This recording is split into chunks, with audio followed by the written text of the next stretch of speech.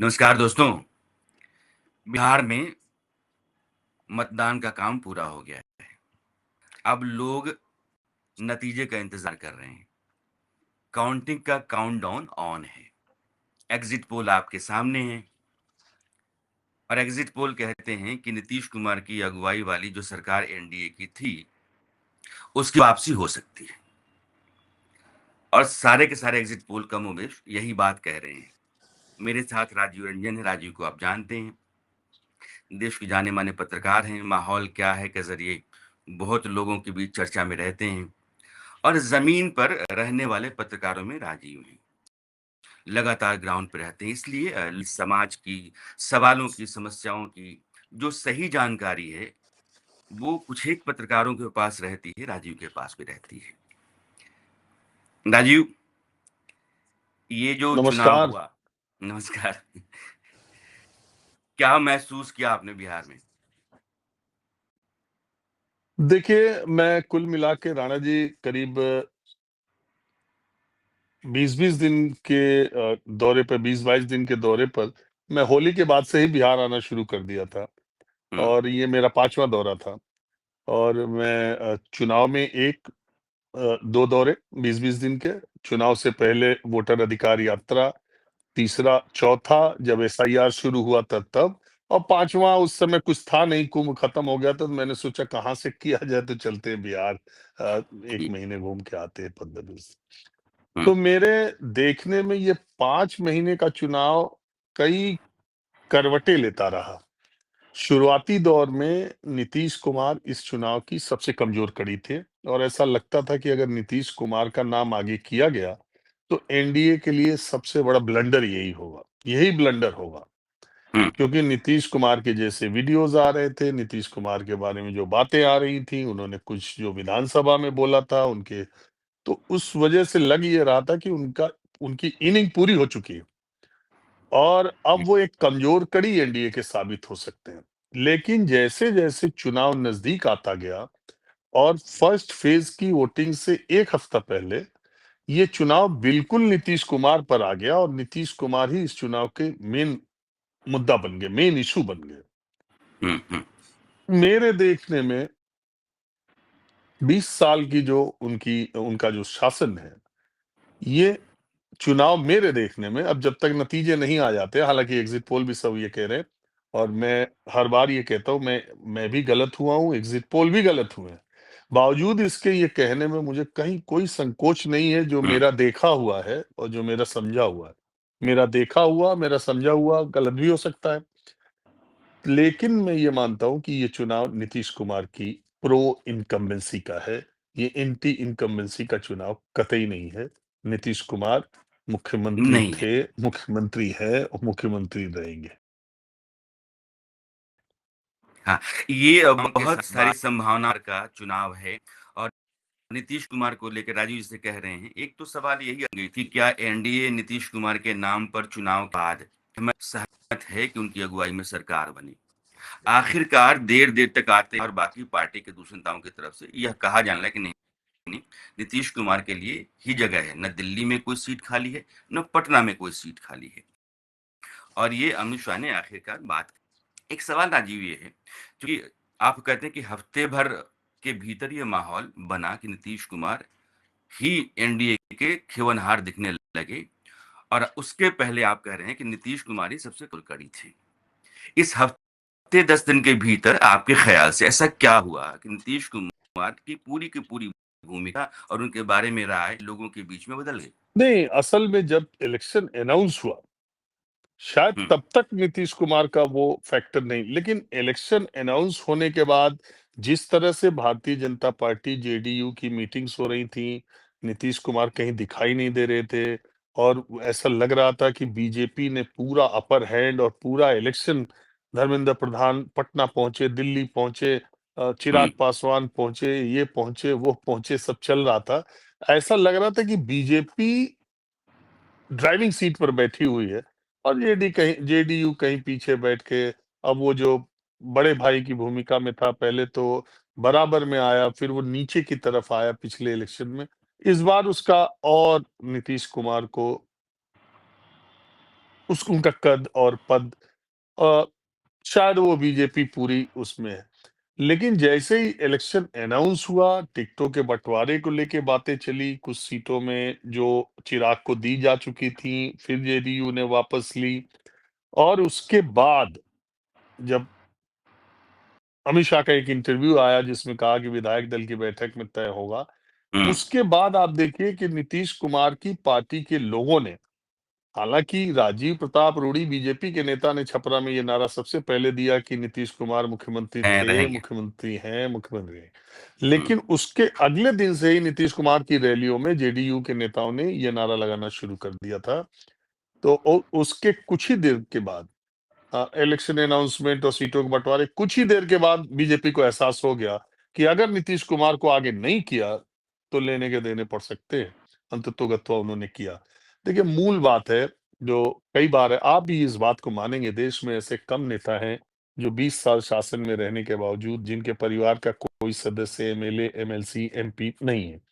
देश में ऐसे कम मुख्यमंत्री है, शायद हो ज्योति बसु के ऊपर आप कह सकते हैं, या और मुख्यमंत्री 20 साल शासन में रहने के बावजूद भ्रष्टाचार का एक आरोप, वो भी उत्तर भारत में, बिहार, उत्तर प्रदेश जैसे राज्यों में, उनके ऊपर नहीं है परिवारवाद का, उनके ऊपर नहीं है भ्रष्टाचार का। और 20 साल में बिहार के लोग जो बाहर हैं, वो भी, जो बिहार में रहते हैं वो भी, और जो बिहार आते जाते रहे वो भी, कोई अंधा भी ये नहीं कह सकता कि नीतीश कुमार ने काम नहीं किया है। सिर्फ एक सवाल है कि 20 साल में जितना काम होना चाहिए था उतना हुआ है कि नहीं।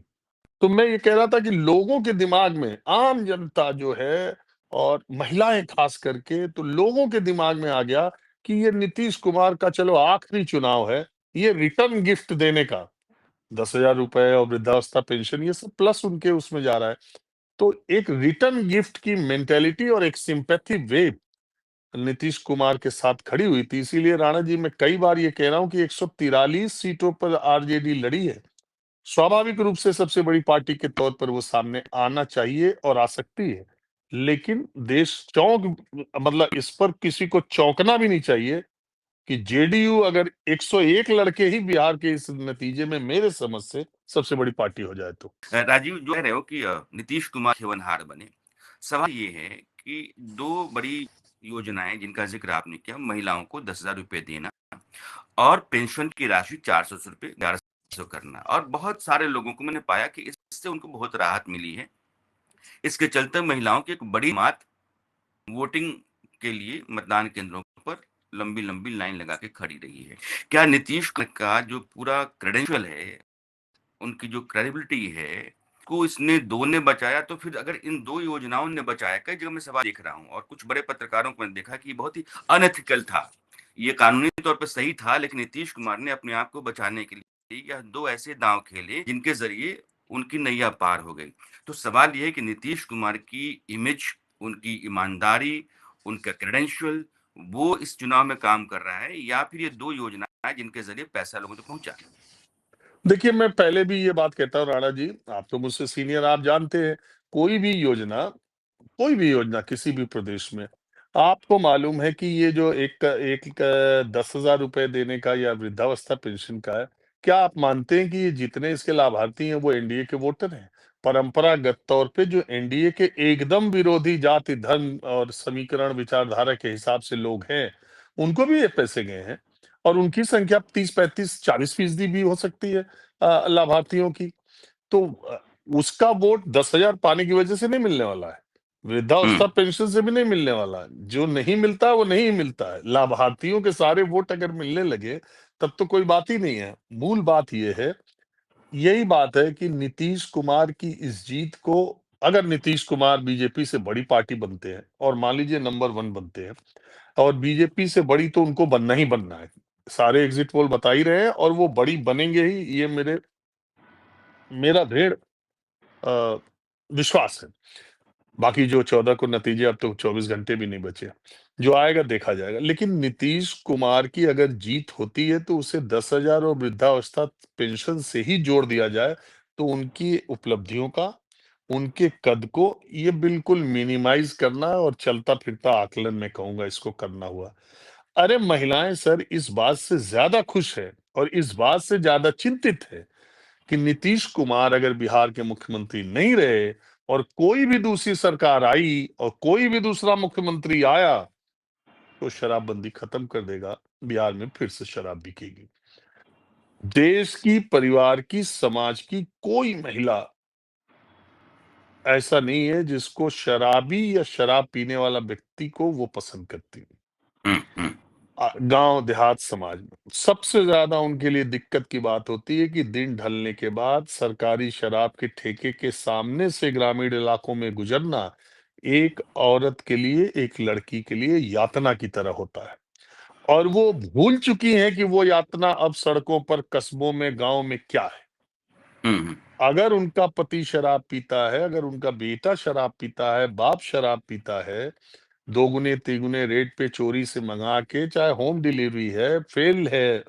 मैं मानता हूं कि ये शराबबंदी बिहार में फेल है, गांव-गांव में डिलीवरी है, मगर बिहार की महिलाएं उसके लिए नीतीश कुमार को कोसती नहीं है। वो अपने पति को, अपने बेटे को, अपने पति का पिता को कसूरवार मानती है कि नीतीश कुमार ने बंद कर रखा है, तब भी ये दोगुने तीन पैसे में ले रहे हैं। चौथी जो सबसे बड़ी इंपॉर्टेंट बात है कि 85% लोग जो बिहार की जेलों में बंद है वो पीने वाले बंद है, बेचने वाले बंद नहीं है। तो पीने वाले जो हंगामा हपड़ा कस्बे में करते थे, गांव में करते थे, महिलाओं को मारते थे या उनको प्रताड़ित करते, वो चीजें खत्म है। समाज में ओपनली आप नहीं कर सकते दंगा फसाद और बहुत तेज म्यूजिक में शराब पीते हुए गाड़ी आप बिहार में नहीं कर सकते। अगर आपको पीना भी है तो 100 जतन करके, 100 ताले लगा के पीना है। महिलाएं इससे बहुत खुश हैं। नीतीश कुमार की योजनाएं महिलाओं के लिए घर घर पहुंची हैं। सारे सारे तरीके से उनके घर, उनके उनके पैर, उनके घर की चौखट से बाहर निकले हैं। उन्होंने स्वावलंबी अपने सहायता समूह बनाए हैं और बिहार जैसे स्टेट में ये जो सारा बदलाव उन्होंने किया है, one and only one Nitish Kumar महिलाओं का सबसे पसंदीदा नेता है और उनको झोली भर भर के महिलाओं ने वोट किया है, ऐसा मेरा व्यक्तिगत तौर पे मानना है। राजीव, ये मोटे तौर पर मैंने महसूस भी किया है ग्राउंड पर। और महिलाओं को लेकर के राजीव से मैं दूसरा सवाल करूं, मैं अपने एक निजी जो अनुभव है वो आपको साझा करना चाहता हूं। लड़कियों की पढ़ाई से लेकर के उनके ग्रेजुएट होने तक जितनी योजनाएं हैं, उनको यूनिफ़ॉर्म देना हो, साइकिल देना हो, बस्ता देना हो, किताब देना हो, 10वीं पास करती हैं उनको स्कॉलरशिप देनी है, 12वीं के बाद पैसा देना हो, ग्रेजुएट जाने के बाद 50,000 रुपए देने हैं। और जो लोकल बॉडी है उसमें 2007-6-7 से ही उनकी एक बड़ी मौजूदगी है। महिलाओं को लेकर नीतीश कुमार बहुत ही सजग हैं, संवेदनशील हैं, महिलाओं के बीच में रहा है। और राजीव जो कह रहे हैं कि दारू की जो भट्टियां गुजरना जो है वो एक अलग तरह की यातना। महिलाओं के भीतर दारू और ठेके और शराब इसको लेकर के एक अलग तरह की राय है जो राजीव कह रहे हैं, ये मैंने भी महसूस किया है। आ, एक राजीव पाल है, 20 साल नीतीश कुमार की अगुवाई में सरकार है। नीतीश कुमार इस बार अगर एनडीए की सरकार एग्जिट पोल के मुताबिक बनती है तो उसके सबसे सिपह सालार हैं।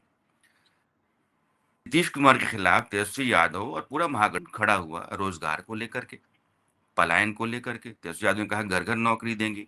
तो क्या महागठबंधन की जो पूरी कोशिश रही वोटर बचाओ यात्रा से लेकर के नौकरी देने तक की, वो उतना कारगर नहीं हुआ? क्या महागठबंधन का जो पारंपरिक वोट बैंक रहा है वही लामबंद होकर के इस बार जमघट लगा करके बूथों पर दिखा?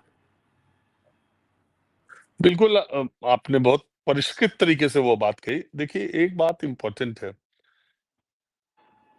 और बहुत इंपॉर्टेंट फैक्टर जो बिहार के चुनाव में आप भी महसूस किए होंगे। आप बताइए, मैं तो 100 दिन के करीब रहा, आप भी बहुत दिन से घूम रहे, मैं देख रहा हूँ।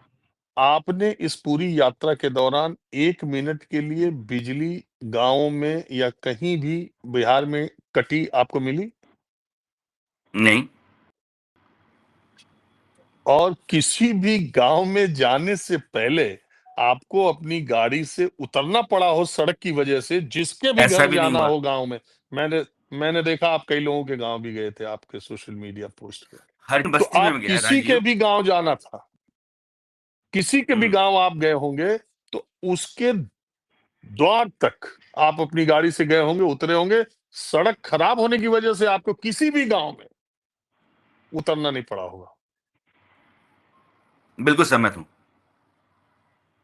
नहीं अब आ राजीव, इसके जाइए अलावा हाँ, एक सवाल, चूँकि इतने फ्लाईओवर्स हैं, इतने पुल हैं, सड़कें इतनी बनी हुई हैं, बिजली 24 घंटे राजीव ने जो कहा, कई हलकों में मैंने ये सवाल देखा है कि बिजली 24 घंटे और सड़क हो गया तो 20 साल की सरकार ने इसके अलावा क्या दिया? राजीव अब ज़रा आगे चलिए आप, उसके बाद हम आते मैं वही कह रहा हूँ। अच्छा, अब बात है नीतीश कुमार की सरकार में जितने पुल गिरे उतने किसी की सरकार में गिरे भी नहीं। हुँ, नीतीश हुँ। कुमार की सरकार में जितना भ्रष्टाचार है, बिहार की किसी सरकार में इतना भ्रष्टाचार भी नहीं है। लोग कहते हैं नीतीश लेकिन कुमार सब ठीक है, इनके अधिकारी भ्रष्ट हैं। हाँ, लेकिन अधिकारी भ्रष्ट है वो सब लोग जानते हैं, और कुछ अधिकारियों के भ्रष्टाचार की रिपोर्ट भी तैयार है, और हुँ, इसी सरकार के रहने में वो सामने भी आ जाएगी, ऐसा मेरे सूत्र बता रहे थे, इसी सरकार में। तो हुँ, कहने का मतलब ये है कि ये सब फैक्टर के आगे अब बताइए, बेरोजगारी की जो बात करते हैं, क्या पलायन नीतीश कुमार के शासनकाल में ज्यादा हुआ? हो ही रहा है पलायन। और दूसरी बात, बेरोजगारी या नौकरी की जो बात करते हैं, मैं हमेशा से देखिए राणा जी, पिछले 15 10 साल से तो मैं 15 साल से देख ही रहा हूँ। ये सब बेरोजगारी की बात करते हैं, ये सब किसान बात करते हैं, नौजवान बात करते हैं, और जैसे ही इलेक्शन आता है, या तो ये हिंदू बन जाते हैं, या मुसलमान बन जाते हैं, या फॉरवर्ड बन जाते हैं, और बैकवर्ड बन जाते हैं। हुँ, ये सारे किसान, ये सारे नौजवान हुँ, पोलिंग बूथ पे जाते जाते ये हिंदू बन जाएंगे, या मुसलमान बन जाएंगे, या फॉरवर्ड बन जाएंगे, या बैकवर्ड बन जाएंगे, या एससी बन जाएंगे। तब वहां नौजवान नहीं रहते, वहां बेरोजगारी का और खेती किसानी और खाद और एमएसपी वो सब भूल हुँ, जाते हैं। हुँ, वोट हुँ, के दिन, वोट के पहले वाली शाम तक रहते हैं। वोटिंग के दिन पोलिंग बूथ के अंदर फिर वो हिंदू मुसलमान, अगड़ा पिछड़ा, एससी एसटी, फिर बाहर निकले तो फिर नौजवान किसान, बेरोजगारी, खाद और पानी और फसल, फिर इसकी बात करने लगते हैं। हाँ, ये राजीव ने सही कहा है। बिहार में नहीं, बिहार, उत्तर प्रदेश और तमाम राज्यों में कि आप साल जब तक चुनाव है तब तक है, लेकिन जैसे ही हम मतदान केंद्रों पर जाते हैं, और बिहार में यही हुआ है। बिहार में जो पारंपरिक जातियां हैं जो दोनों तरफ लामबंद होती हैं, जैसे अगड़ा है, बनिया है, कोयरी कुर्मी है, ये एनडीए के साथ जम के आया है। यादव, मुसलमान और कई इलाकों में मैंने सहनी समाज को या सहनी जाति को देखा, वो महागठबंधन के साथ हैं। तो इसलिए हम दोनों इस बात से सहमत हैं कि एक बहुत मजबूत बात है। राजीव ने भी सही कहा, मैं कई बार कहता हूँ कि हिंदुस्तान में कोई भी ऐसा नेता उठा करके देखे जो 20 साल तक सत्ता में रहा हो, बेदाग रहा हो, जिसने अपने खानदान को, अपने परिवार वालों को आगे नहीं बढ़ाया हो, जिसने अपने साथ कुछ ऐसे लोगों को नहीं रखा हो जिन लोगों को आप कहते हैं कि ये तो बड़े उद्योगपति हैं, ऐसा है, वैसा है, वैसा है।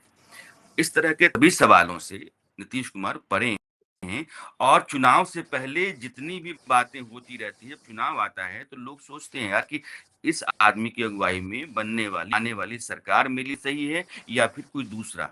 और जब कोई दूसरा आता है वैसे नीतीश कुमार हो जाते हैं। और राजीव ने जो सही कहा कि हफ्ते 10 दिन पहले जब आप माहौल बनने लगता है, लोग चुनाव देने के लिए तैयार होने लगते हैं, तो फिर नीतीश कुमार अभी तक उन्होंने 20 साल में जो किया है वो सामने आता है। और 20 साल में नीतीश कुमार ने जो भी किया है बिहार के लोगों को पता है। और राजीव जो कह रहे हैं, राजीव मेरा आखिरी सवाल है कि यह जो मुद्दा होता है नौजवान का, किसान का, ये सारे मुद्दे चुनावी होते हैं, लेकिन वोट जो है वो लोग जा करके जात पर देते हैं, धर्म पर देते हैं। सरकार ने जो कुछ किया है उसका असर होता है। डिलीवरी स्पीक्स, इसमें कोई दो राय नहीं, बिहार में यह मैंने देखा है। प्रशांत किशोर, मेरा आखिरी सवाल राजीव आपसे है, क्योंकि पीके ने 3 साल बहुत ही धूल आई है, गांव-गांव घूमे हैं, उनको ये उम्मीद रही कि हम सरकार में आ जाएँगे। हो सकता है कि आदमी बड़बोला होकर बोलता चुनाव से पहले, माहौल बन जाए। कहीं न कहीं उनकी अपनी पार्टी के बहुत अच्छा कर जाने की उम्मीद तो उनके पास थी। मैंने कहीं भी उनको ज़मीन पर, मैंने उनके लोगों को, पार्टी के उम्मीदवार को नहीं पाया। कारण क्या दिखता है आपको? देखिए राणा जी, एक बात ये है कि देश में, हालांकि ये सवाल मैंने प्रशांत किशोर जी से इंटरव्यू में पूछा था तो वो नाराज हो गए थे, लेकिन आप इस बात से सहमत होंगे, और देश में जो कार्यक्रम लोग जो देख रहे हैं, और जो एग्जिट पोल जैसे आए, अगर ऐसे ही नतीजे आते हैं, और ऐसे ही आएंगे, मुझे पूरा पूरा यकीन है, हुँ, हुँ, तो हुँ। देश में अब पूरा इलेक्शन सर बाइपोलर हो गया है, दो ध्रुवीय हो चुका है। अब इसमें तीसरी फोर्स की कहीं कोई जरूरत जब उत्तर गुंजाइश प्रदेश ही में नहीं। बीएसपी के पास एक सीट है, उत्तर प्रदेश में विधायक, वो भी विधायक अपने बदौलत है, बीएसपी की बदौलत, लोकसभा 0। आप कहीं का भी देख लीजिए, तीसरी फोर्स को कहाँ कितना जगह मिल रही है। यहाँ प्रशांत किशोर ने कोशिश की थी, लेकिन बात वही है कि ये पहला इलेक्शन होगा बहुत दिनों के बाद। राणा जी, मेरी इस बात से भी आप सहमत होंगे, बहुत दिनों के बाद एक इलेक्शन ऐसा ये हुआ है, इसका नतीजा जो कुछ भी हो, जो कम्युनल लाइंस पे नहीं हुआ, हिंदू मुसलमान पर बहुत ज्यादा इसमें बंटवारा नहीं हुआ, जो बहुत दिनों के बाद एक सरकार को जो आदमी लीड कर रहा है, नीतीश कुमार, उसने कम्युनल लाइन पे किसी के अपीजमेंट की बात नहीं कही, ना मेजोरिटी को अपीज किया, ना तो माइनॉरिटी को अपीज किया। कम्युनल लाइंस पे बात नहीं हुई, और नीतीश कुमार ने 20 साल के शासन में कभी भी कम्युनल पॉलिटिक्स नहीं की, कभी कास्ट पॉलिटिक्स, कास्ट इक्वेशन को तो साधा, लेकिन मंच या सार्वजनिक जगहों से कास्टिस्ट रिमार्क्स या कास्ट पॉलिटिक्स को बढ़ावा देना, या अगड़ा पिछड़ा, इस तरह के शब्दों को उनके जुबान पे कभी नहीं आए, और उसके बावजूद वो 20 साल शासन में रहने के बाद जीत रहे हैं। तो एक बहुत ही अच्छा संदेश हिंदुस्तान की डेमोक्रेसी को इस जीत से और आया एक है। भी है, नीतीश कुमार, और राजीव, मुझे लगता है। हाँ, हाँ। प्रशांत किशोर, मुझे लगता है कि वो बिहार की पॉलिटिक्स में नीतीश कुमार की लेगेसी को आगे बढ़ाने के लिए आए हैं, मगर नीतीश कुमार के मौजूद रहने तक प्रशांत किशोर का खड़ा होना मुझे अभी मुश्किल लगता है। और इसीलिए अगर इस इलेक्शन में उनका वोट परसेंट 3 के भीतर गया, तो फिर एनडीए की बहुत बम्पर जीत भी हो सकती है, ऐसा मुझे लगता है। अगर वो कहीं ज्यादा वोट परसेंट पे गए, तब एनडीए की सीटें कुछ कम हो सकती हैं। अदरवाइज प्रशांत किशोर का इस इलेक्शन में बज क्रिएट किया उन्होंने। मतलब ऐसे लोग भी थे राणा जी, जो मेरे कार्यक्रम में, एक औरत के बारे में मैं रोज बोलता हूँ, वो मुझे मिली थी, महिला बहुत संभ्रांत थी। वो जो जहां से रीतलाल यादव और रामकृपाल जी लड़ रहे हैं, दानापुर, वो महिला शाम के गाना। 5 बजे के थोड़े पहले वोट देने गई थी, और निकली तो मैंने जैसे ही उनसे पूछा, तो वो मुस्कुराते हुए बोली कि अब बहुत पश्चाताप हो रहा है वोट देने का। तो मैंने कहा, आप दे आई तो पश्चाताप किस बात का? बोली, शाम तक आने तक हमने मूड बनाया था कि हम जनसुराज को वोट देंगे, लेकिन ईवीएम तक पे जाते जाते हमने कमल के फूल को दे दिया। देना था जनसुराज को, लेकिन दे दिया हमने बीजेपी को, अब पश्चाताप हो रहा है, क्योंकि वो आदमी सही बात कह रहा है। तो वही मैं रीड कर रहा हूं कि लोग चाहते थे जनसुराज को दें, लेकिन फिर डायलमा में हुए कि कहीं वोट न बढ़ जाए, कहीं दूसरा न जीत जाए, कहीं ये ना हो जाए। चलो, अभी तो ये आए आए से है, अभी तो आए ही हैं। देखिए राणा जी, 1977 में नीतीश कुमार चुनाव लड़े, हार गए, 80 में लड़े, हार गए, 85 में पहली बार विधायक बने, और 2005 में मुख्यमंत्री बन गए। तो 3 साल प्रशांत किशोर ने अगर बिहार में लगाया, तो कोई ऐसा नहीं लगा दिया है। राजनीति एब्जॉर्ब करती है, और फिर रिटर्न भी बहुत तगड़ा देती है, और कई बार एब्जॉर्ब भी करती रह जाती है, पूरी जिंदगी रिटर्न नहीं मिलता है। तो नहीं अभी देती जो है। है, मुझे लगता है कि इस इलेक्शन में हाँ। प्रशांत जी की चर्चा में वो बहुत रहे, और मैं मानता हूं कि एक अच्छा नैरेटिव उन्होंने सेट किया, ये भी उनकी उपलब्धि है। मेरी और राजीव दोनों की कमोबेश राय यही है कि इस बार जो एग्जिट पोल्स आपको दिखाई पड़ रहे हैं, होंगे नतीजे। तो बहुत बहुत शुक्रिया राजीव आपका।